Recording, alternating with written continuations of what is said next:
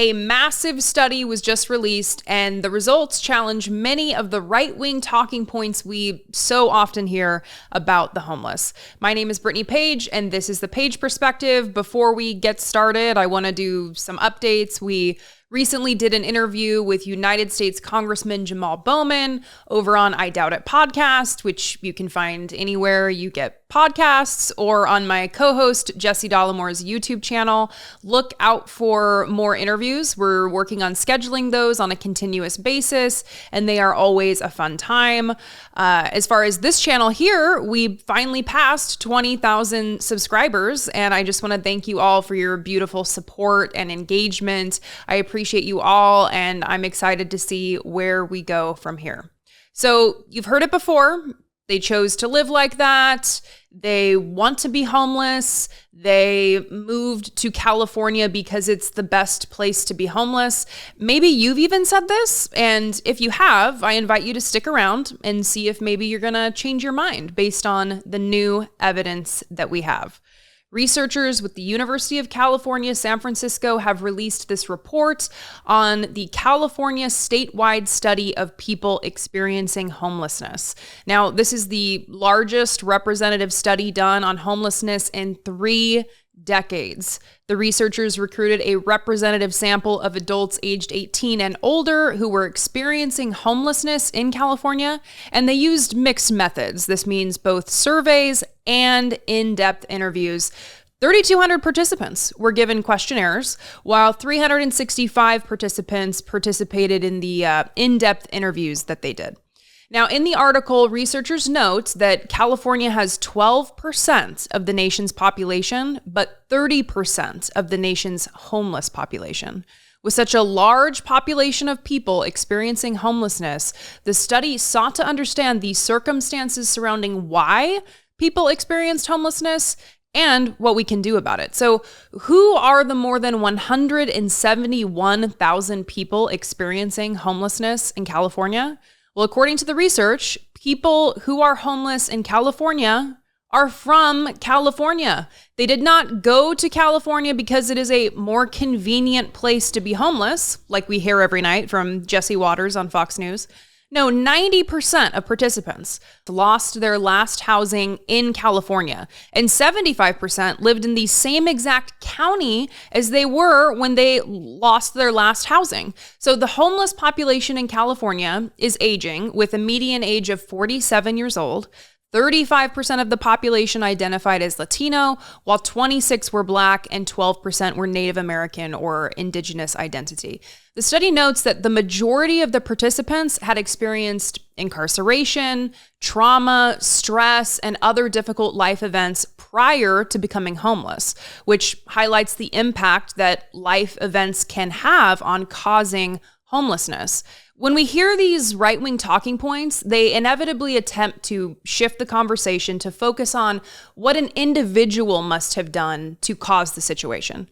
They so favor internal factors that we rarely hear about external situations as a cause when we're talking about right-wing people. But we aren't hearing about a person who lost their job, exhausted their savings, exhausted their ability to stay with friends or family members, and they just couldn't bounce back because of a downward spiral they found themselves in. And then once they found themselves on the street, they started using alcohol or drugs to cope with the situation that they found themselves in order to cope with instability and fear of living on the street. This study did find that the majority of participants reported periods in their life where they experienced heavy drinking or used drugs. But in studying the pathways to homelessness, the study makes it clear that it is important to focus on the lack of affordable housing in this country and the dangers that come with the combination of high housing costs and low income. For the participants in this study, in the 6 months prior to homelessness, the median monthly household income was $960. And many were rent burdened. And rent burden means that you are paying more than 30% of your monthly income on rent and utilities. Now, this was one of the most important findings for me, regardless of the factors that contributed to an individual's cause of homelessness in the study. Quote, participants believed financial support could have prevented it. 70% believed that a monthly rental subsidy of $300 to $500 would have prevented their homelessness for a sustained period. 82% believed receiving a one-time payment of $5,000 to $10,000 would have prevented their homelessness, and 90% believed that receiving a housing choice voucher or similar option would have done so. This is important because there is sometimes a failure to understand why those on the left prefer to focus on structural factors rather than the individual conditions when we're talking about the causes of homelessness. Without a strong safety net, without basic income that can cover your expenses, without affordable housing, without resources in place that are accessible, people who have individual vulnerabilities will be more likely to become homeless.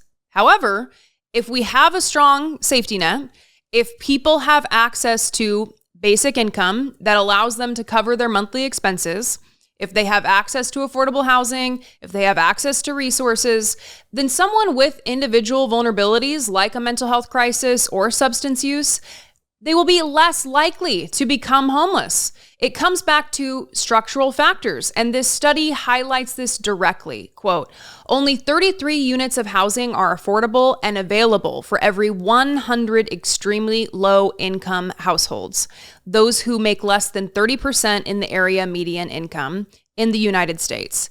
In California, there are only 24.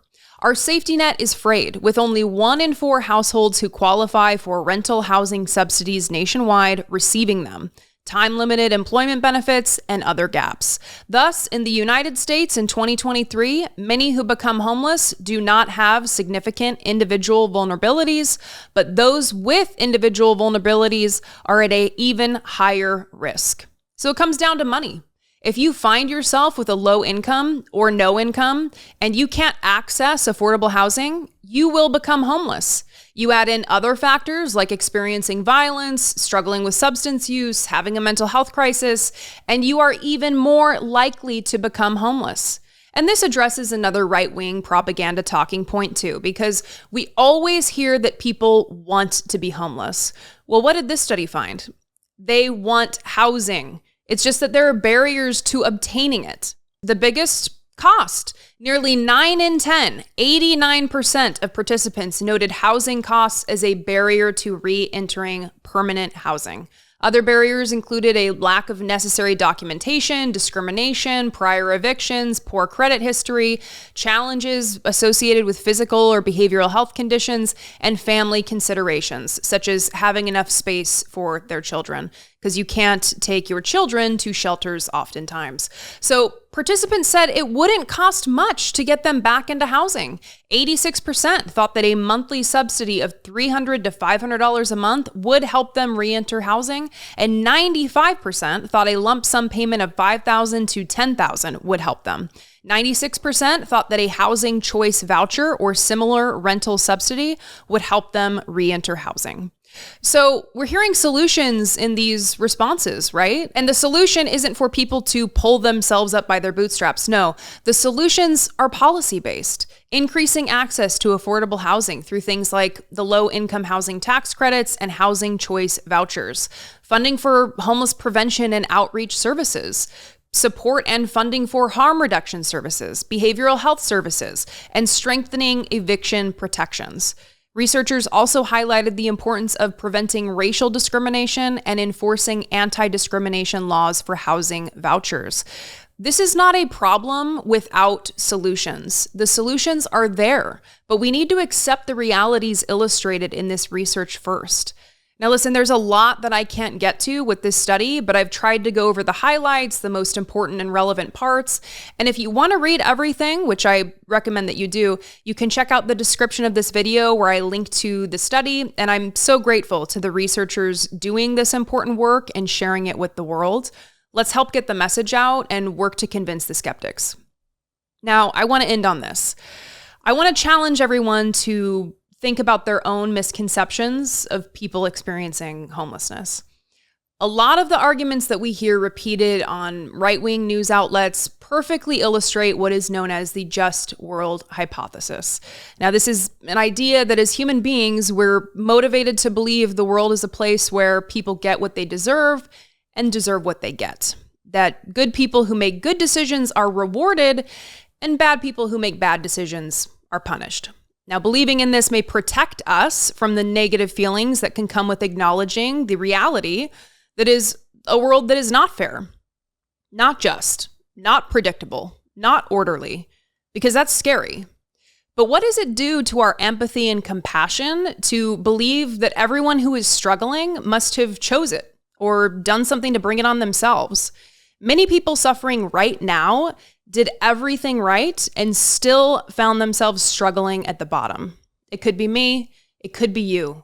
Let that move you to greater compassion for those most vulnerable in our society, rather than grasping for simple, easy, cozy justifications. I challenge you, and I challenge myself, to sit with the discomfort of precarity so that we can become invested in championing solutions that will reduce the needless suffering of our fellow humans. What do you think? I'd love to know. You can call, leave me a voicemail, 657-464-7609, or you can send an email to idoubtit@dollemore.com. Support my work on Patreon, patreon.com/idoubtitpodcast, or you can send me a super thanks. I always appreciate getting those. It's like a little gold star. I feel like I did a really good job whenever I get one. And by supporting me on Patreon, you can partner with me to produce this work so we can have these important conversations and share this important research with the world. So thank you, and I will see you next time.